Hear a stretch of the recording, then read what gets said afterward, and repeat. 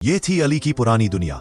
हरी भरी वादियां, परिंदों की चहचहाहट और फितरत की मीठी मीठी सुर। लेकिन अब सब कुछ बदलना था। अली ने अपना कीमती तरीन साथी, आवाजों का रिकॉर्डर, सामान के डब्बे में रखा। दिल बहुत भारी था।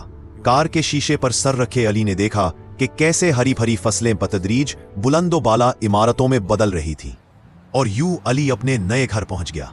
एक ऐसा शहर जहां इमारतें आसमान को छू रही थी, लेकिन नए घर का कमरा बिल्कुल खाली और अजनबी सा लग रहा था, जैसे दिल ही खाली हो गया हो। जब अली ने खिड़की खोली तो गाड़ियों के हॉर्न, सायरन की आवाजें और शोर के एक तूफान ने उसका इस्तकबाल किया। अली ने अपने हेडफोन लगाकर पुरानी आवाजों में पनाह ढूंढी। शहर की भीड़ में वो खुद को बहुत तन्हा महसूस कर रहा था। फिर एक दिन उसकी नजर अपने रिकॉर्डर पर पड़ी। एक नए ख्याल ने जन्म लिया। अली ने पहली बार शहर की आवाज को महसूस किया, तामीराती मकाम की टन टन टन। मैं एक ताल थी। अब अली बाजारों में घूमता, ढोल की थाप और खाने पकाने की आवाजों को रिकॉर्ड करता।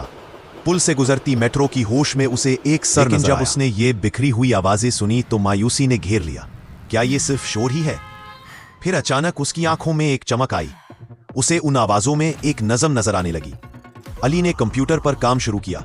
टन टन ड्रम बन गई, होश बेस बजिया, कट कट हाई हेट बनी। और फिर उसने अपनी पुरानी रिकॉर्डिंग से झंगरों की आवाज शामिल की। ये थी नई धुन की रूह। जब अली ने पहली बार अपनी बनाई हुई शहर की सिम्फनी सुनी तो उसके चेहरे पर मुस्कान खिल गई। अब अली चाहता था कि दूसरे भी उसकी मौसीकी सुने। उसने अपना गाना शहर की सिम्फनी का नाम दिया।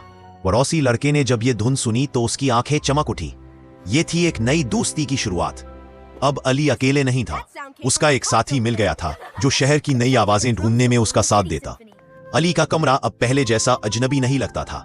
ये उसकी अपनी जगह बन चुकी थी। अब दोनों दोस्त मिलकर चिड़ियाघर की आवाजें रिकॉर्ड करने का मंसूबा बना रहे थे। अली छत पर खड़ा शहर को देख रहा था। अब ये शोर नहीं बल्कि एक हसीन सिम्फनी लगता था। उसने अपनी नई जिंदगी में अपनी मौसीकी ढूंढ ली।